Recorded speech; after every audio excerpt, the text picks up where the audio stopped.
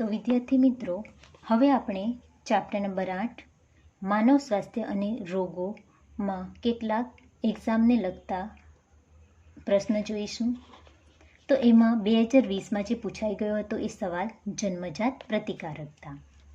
હવે જન્મજાત પ્રતિકારકતા કોને કહેવાય? તો બિનચોક્કસ રક્ષણ છે જે જન્મ સમયે હાજર જ હોય છે.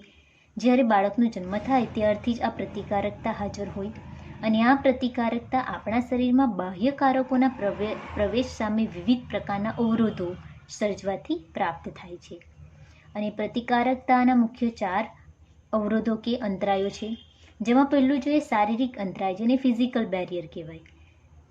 આપણી ત્વચા એ મુખ્ય ભૌતિક અંતરાય છે જે સૂક્ષ્મજીવોનો પ્રવેશ અટકાવે છે. અને આવા શારીરિક અંતરાયના બીજા ઉદાહરણ જોઈએ તો શ્વસન માર્ગ, જઠરાંત્રિય માર્ગ અને મૂત્રજનન માર્ગ. અને મૂત્રજનન માર્ગના અસ્તરમાં આવેલા અધિચ્છદીય પેશીનું સંશ્લેષણાત્મક આવરણ પણ શરીરમાં પ્રવેશતા જીવાણુઓને અટકાવવામાં મદદ કરે છે. તો આ થયું શારીરિક અંતરાય. ત્યાર પછી બીજું છે દેહધાર્મિક અંતરાય, જેને ફિઝિયોલોજિકલ બેરિયર કહેવાય. તો જઠરમાંના અમ્લ એટલે કે એસિડ, મુખમાંની લાળ, આંખોના અશ્રુ વગેરે રોગકારકોની વૃદ્ધિને અટકાવે છે. ત્યાર પછી કોષાંતરીય અંતરાય, તો આપણા દેહમાંના કેટલાક શ્વેત કણો જેવા કે WBC, જેને વ્હાઇટ બ્લડ સેલ તરીકે પણ ઓળખવામાં આવે છે, જેવા કે બહુરૂપી કેન્દ્રીય શ્વેત કણ એટલે કે પોલીમોર્ફોન્યુક્લિયર લ્યુકોસાઇડ, જેનું ટૂંકું નામ શું છે? PMNL, તટસ્થ કણો. અને એક કેન્દ્રીય કણો જેવા કે મોનોસાઇટ્સ, તેમજ રુધિરમાં રહેલા લસિકા કોષોના પ્રકાર તરીકે નૈસર્ગિક મારક કોષો, જેને ન્યુટ્રલ કિલર લિમ્ફોસાઇટ્સ તરીકે ઓળખવામાં આવે છે. આ ઉપરાંત પેશીઓના બૃહદ કોષો એટલે કે મેક્રોફેજ એ જીવાણુઓનું ભક્ષણ અને તેઓનો નાશ કરે છે. તો આ થયું કોષાંતરીય અંતરાય. ત્યાર પછી જોઈએ કોષરસીય અંતરાય. તો કોષરસીય અંતરાય, જેને સાયટોકાઇન બેરિયર તરીકે ઓળખવામાં આવે, જે વાયરસગ્રસ્ત કોષો ઇન્ટરફેરોન કહેવાતા પ્રોટીનનો સ્ત્રાવ કરે છે અને અન્ય બિનચેપી કોષોને વાયરસના ચેપથી રક્ષિત કરે છે. તો આ રીતે જન્મજાત પ્રતિકારકના મુખ્ય 4 પ્રકાર જોયા છે. તો એક્ઝામમાં જ્યારે આપણે થિયરી લખીએ તો એના ઉદાહરણ લખવા ખાસ જરૂરી છે. જો ઉદાહરણ ન લખ્યા હોય તો એના માર્ક્સ આપવામાં આવશે નહીં. અને ત્યાર પછી આપણે આગળ જોઈએ તો ઉપાર્જિત પ્રતિકારકતા. તો ઉપાર્જિત રોગ પ્રતિકારકતા એ વિશિષ્ટ છે અને એ સ્મૃતિ આધારિત છે. એનો અર્થ એ થાય છે કે આપણું શરીર જ્યારે પહેલીવાર કોઈ રોગકારકના સંપર્કમાં આવે ત્યારે આ પ્રતિકારકતા સર્જે અને આ પ્રકારની પ્રતિકારકતાને શું કહેવાશે? પ્રાથમિક પ્રતિચાર. અને ફરીવાર આ જ રોગ જ્યારે આપણા શરીરમાં પ્રવેશે અને આ સામે જ્યારે આપણા શરીરમાં રહેલા આ એન્ટીજન જે છે એની સામે પ્રતિકાર દર્શાવે ત્યારે એને શું કહેવાશે? સ્મૃતિ આધારિત એટલે કે સેકન્ડરી રિસ્પોન્સ તરીકે ઓળખવામાં આવે છે, દ્વિતીય પ્રતિચારકતા તરીકે ઓળખવામાં આવે છે. તો આ રીતે આપણે એન્ટીબોડી અણુની રચના દર્શાવી શકીએ છીએ ઉપાર્જિત પ્રતિકારકતામાં. અને એમાં આપણે જોઈ શકીએ છીએ કે એન્ટીબોડી જે છે અણુ એ 2 શૃંખલાનો બનેલો છે, જેમાં 2 ભારે શૃંખલા અને 2 હલકી શૃંખલા છે, જે એન્ટીજન બાઇન્ડિંગ સાઇટ ધરાવે જે ભાગમાં એન્ટીજન જોડાયેલા હોય છે, જેને H2L2 સ્વરૂપે દર્શાવી શકાય. H2 એટલે 2 હેવી ચેન, L એટલે કે લાઇટ એટલે કે 2 હલકી ચેન. તો આ રીતે આપણા શરીરમાં જે વિવિધ પ્રકારના એન્ટીબોડી સર્જાય છે એ કયા પ્રકારના? તો IgA, immunoglobulin A, IgM, IgE અને IgG. એને ટૂંકમાં દર્શાવવું હોય તો કઈ રીતે દર્શાવી શકાય? તો GAME, ગેમ તરીકે આપણે યાદ રાખી શકીએ. તો આ રીતે જન્મજાત અને ઉપાર્જિત પ્રતિકારકતા જે છે દર્શાવી શકાય છે. ત્યાર પછી આગળ થિયરી છે એઇડ્સ. એઇડ્સ જે છે એનું પૂરું નામ શું આવશે? તો એક્વાયર્ડ ઇમ્યુનોડેફિશિયન્સી સિન્ડ્રોમ, જેનો અર્થ થાય છે કે પ્રતિકારક તંત્રની ઉણપથી થતો રોગ. એટલે કે શરીરમાં જ્યારે પ્રતિકારક તંત્ર ગેરહાજર હોય અથવા તો નબળું હોય ત્યારે આ એઇડ્સ સર્જાય છે, જે વ્યક્તિના જીવનકાળ દરમિયાન ઉપાર્જિત થાય છે અને એ દર્શાવે છે કે જન્મજાત રોગ નથી. એઇડ્સ એ જન્મજાત રોગ નથી. હવે સિન્ડ્રોમ એટલે લક્ષણોનો સમૂહ કહી શકાય. અને આ રોગ સૌપ્રથમ 1981માં નોંધાયો હતો અને છેલ્લા 25 વર્ષમાં તે આખા વિશ્વમાં ફેલાઈ ગયો. તેનાથી 25 મિલિયનથી પણ વધુ લોકો મૃત્યુ પામ્યા. હવે એઇડ્સ જે છે એના માટે જવાબદાર વાયરસ કયો? તો HIV વાયરસ છે, જે રીટ્રોવાયરસ સમૂહથી બનેલો હોય. અને આ રીટ્રોવાયરસ કેવો હોય? તો આવરણથી રક્ષિત હોય છે. અને સામાન્ય રીતે એઇડ્સનો ફેલાવો ફેલાવા માટેના કારણો જોઈએ તો પહેલું કારણ શું છે, તો ચેપી વ્યક્તિ સાથેના જાતીય સંબંધ દ્વારા આ રોગ ફેલાય છે.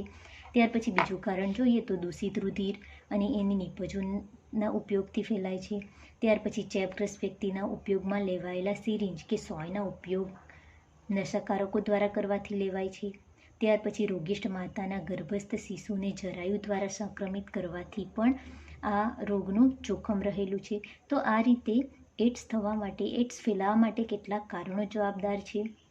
આથી એવા લોકો કે જે આ રોગ થવાનું વધુ જોખમ રહેલું હોય છે, તેમાં અનેક વ્યક્તિઓ સાથેના જાતીય સંબંધો, નશાકારક વ્યક્તિ કે જે ઇન્જેક્શનનો ઉપયોગ નશો કરવા માટે કરે છે, એવી વ્યક્તિઓ જેને વારંવાર રુધિરાદાનની જરૂર પડે છે, અને HIV ચેપ ધરાવતી માતા દ્વારા જન્મતા બાળકનો સમાવેશ થાય છે. એટલે કે જરૂરી નથી કે મનુષ્યની કેટલીક પ્રવૃત્તિ દ્વારા જ આ ફેલાય છે.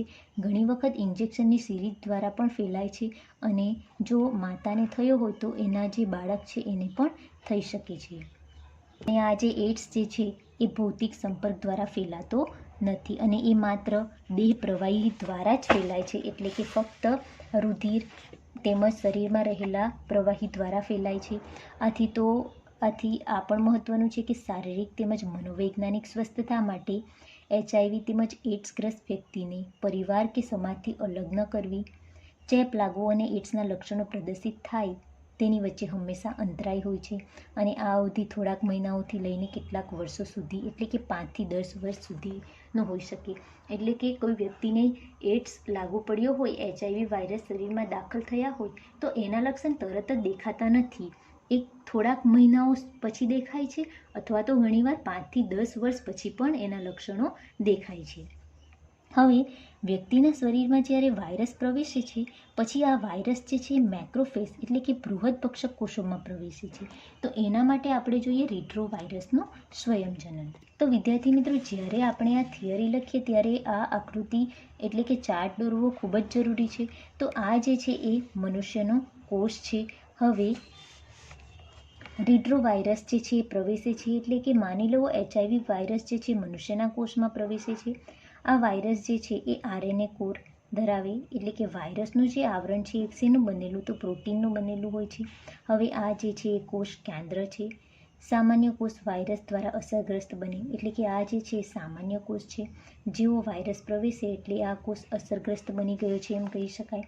હવે આ વાયરસ પ્રાણી કોષમાં પ્રવેશે છે, અને વાયરસ RNA કોષમાં દાખલ થાય, એટલે કે પોતાનું જે સ્તર જે છે એ બહાર છોડી દેશે, અને ફક્ત એમાં જનીન દ્રવ્ય જ દાખલ થાય છે. આ થઈ ગયું કોષરસ પટલ.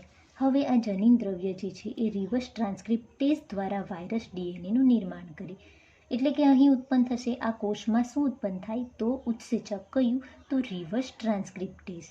રિવર્સ ટ્રાન્સક્રિપ્ટેઝ ઉત્સેચક ઉત્પન્ન થાય, એટલે કે RNA જે છે એ શેમાં કન્વર્ટ થઈ જાય, તો DNA. હવે વાયરલ DNA યજમાન જીનોમમાં દાખલ થાય, એટલે કે આ જે DNA છે એ શેમાં દાખલ થાય, કોષ કેન્દ્રમાં.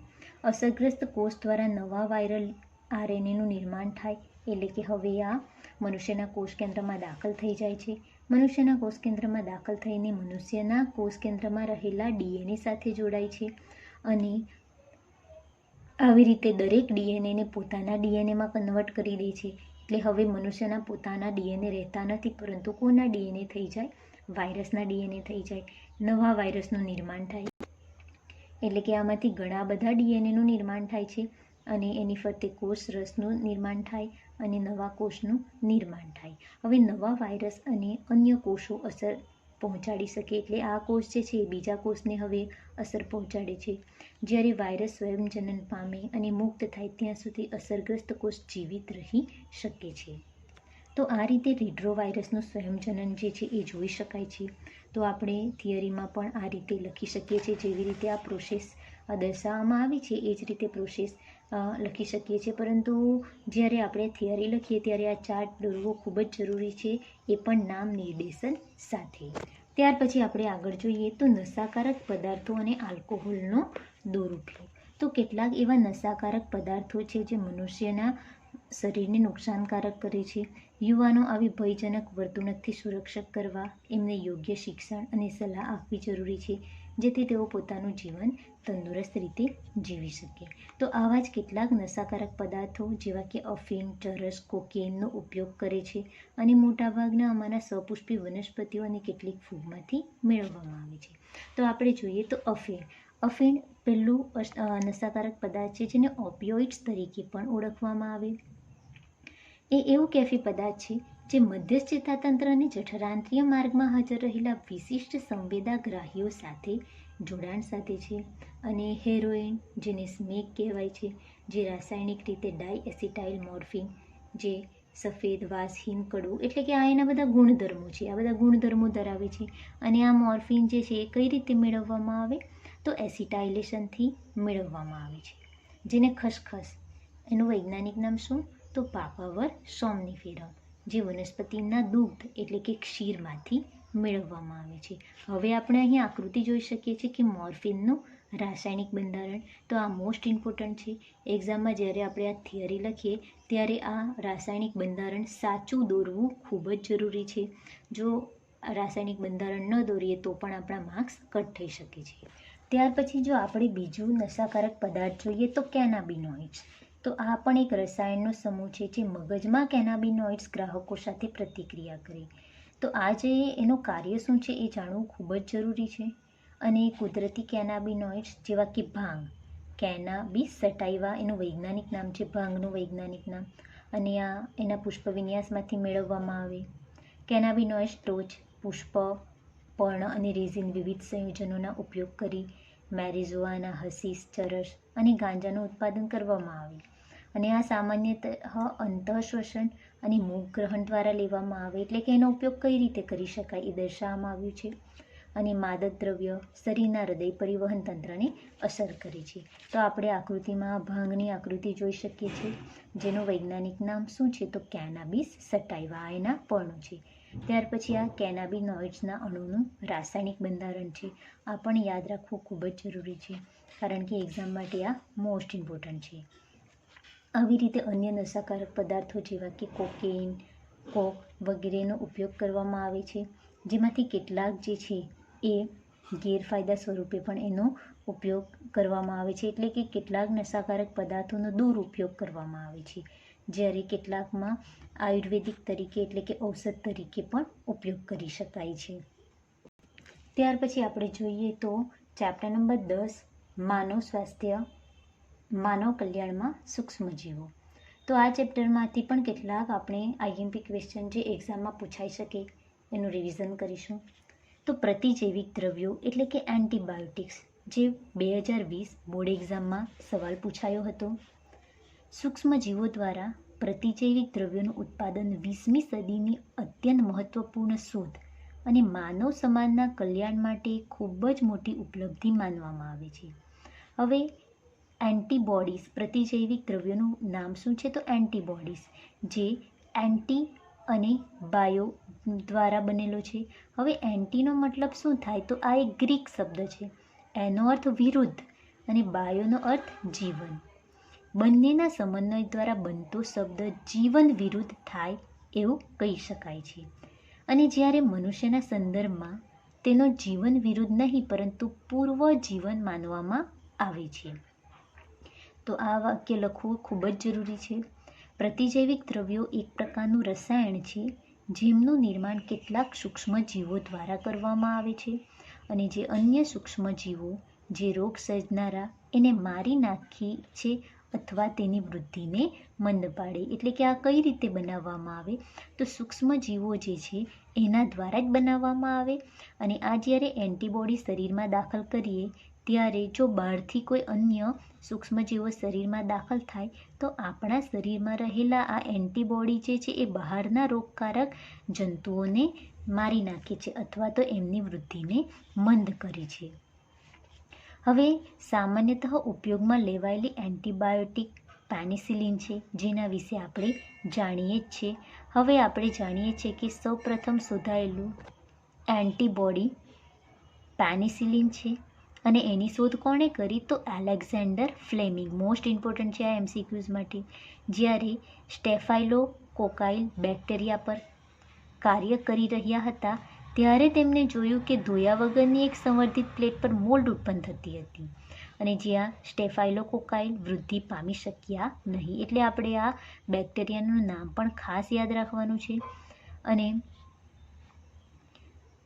તેમણે નોંધ્યું કે મોલ્ડ દ્વારા ઉત્પન્ન થતા રસાયણને કારણે આવું થયું. પછી તે પેનિસિલિન નામ આપ્યું, કારણ કે તે પેનિસિલિન નોટેટમ મોલ્ડ ફૂગમાંથી સર્જાયું. આ શેમાંથી એન્ટીબોડી સર્જાયું?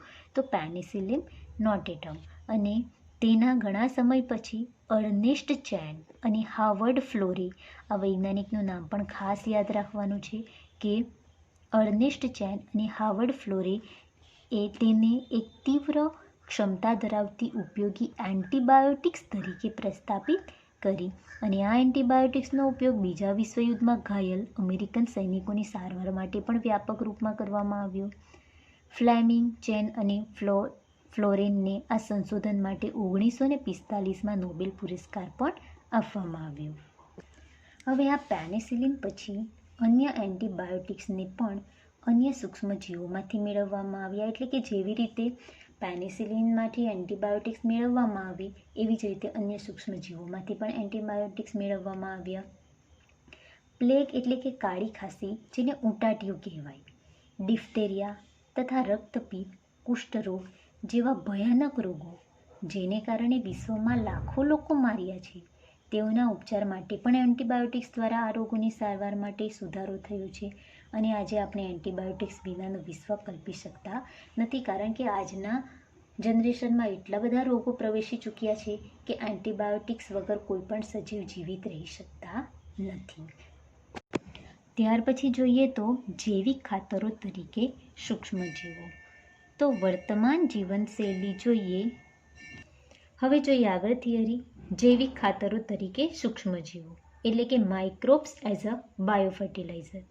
તો વર્તમાન જીવનશૈલી જોઈએ તો પર્યાવરણીય પ્રદૂષણ એ ચિંતાનું મુખ્ય કારણ છે. કૃષિ ઉત્પાદકોની વધતી માંગને પહોંચી વળવા માટે રાસાયણિક ખાતરોનો વધુ પડતો ઉપયોગ એ પ્રદૂષણ સર્જવા માટેનું અગત્યનું કારણ છે. એટલે આપણે જાણી શકીએ છીએ કે હાલના સમયમાં વધારે પડતો રાસાયણિક ખાતરનો ઉપયોગ થાય છે અને એના કારણે કેટલાક કુદરતી પરિબળોને નુકસાન પહોંચે છે, પ્રદૂષણ ફેલાય છે. પરંતુ હવે આપણને સમજાઈ ગયું છે કે રાસાયણિક ખાતરોના વધુ પડતા ઉપયોગથી ઘણી સમસ્યાઓ સર્જાઈ શકે છે અને એને પરિણામે કાર્બનિક ખેતી કરવા અને જૈવિક ખાતરોનો ઉપયોગ વધારવા દબાણ વધી રહ્યું છે. જૈવિક ખાતરો એવા સજીવો છે જે ભૂમિને પોષકોથી સમૃદ્ધ બનાવે છે. અને જૈવિક ખાતરોના મુખ્ય સ્ત્રોત કયા છે? તો બેક્ટેરિયા, ફૂગ અને સાયનોબેક્ટેરિયા. તો આપણે અભ્યાસ કરી ચૂક્યા છે કે સિમ્બિકોની વનસ્પતિઓમાં મૂળ પર સહજીવી રાઇઝોબિયમ બેક્ટેરિયા દ્વારા ગંડિકાનું નિર્માણ થાય છે. આ ખાસ યાદ રાખજો કે સિમ્બિકોની વનસ્પતિમાં મૂળ પર સહજીવી રાઇઝોબિયમ બેક્ટેરિયા દ્વારા ગંડિકાનું નિર્માણ થાય છે. બેક્ટેરિયા શું કરશે? તો વાતાવરણમાંના નાઇટ્રોજનનું સ્થાપન કરી કાર્બનિક દ્રવ્યો બનાવે છે, જે વનસ્પતિ માટે પોષક ઘટક તરીકે ઉપયોગમાં લેવાય છે. અને અન્ય બેક્ટેરિયા જેવા કે ભૂમિમાં મુક્ત જીવી જેવા કે એઝોસ્પિરિલિયમ અને એઝેટોબેક્ટર તરીકે વસે છે, તેઓ પણ વાતાવરણમાંના નાઇટ્રોજનનું સ્થાપન કરીને ભૂમિને નાઇટ્રોજનથી સમૃદ્ધ બનાવે છે.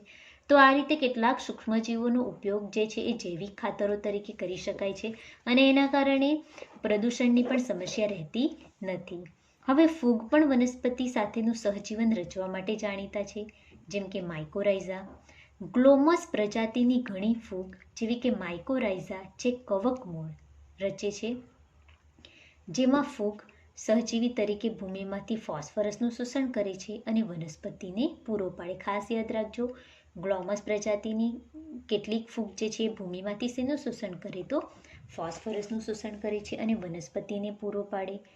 તો આવું સંકલન ધરાવતી વનસ્પતિઓને અન્ય લાભ પણ મળે છે, જેમ કે મૂળમાં રોગ પ્રેરતા રોગકારકો સામે પ્રતિકારકતા, ક્ષાર અને શુષ્કતા સામે ટકી રહેવાની ક્ષમતા છે, તેમજ વનસ્પતિની સર્વાંગી વૃદ્ધિ અને વિકાસને પ્રેરે છે.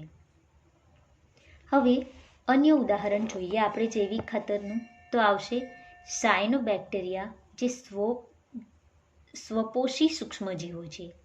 જે જલીય તેમજ સ્થલીય વાતાવરણમાં વિસ્તૃત રૂપે જોવા મળે છે અને જેમાંના મોટાભાગના વાતાવરણમાંના નાઇટ્રોજનને સ્થાપિત કરે છે. ઉદાહરણ જોઈએ તો એનાબીના, નોસ્ટોક, ઓસિલેટોરિયા વગેરેનો સમાવેશ થાય છે. ડાંગરમાં ખેતરોના સાયનોબેક્ટેરિયા જૈવિક ખાતર તરીકે ઉપયોગી છે.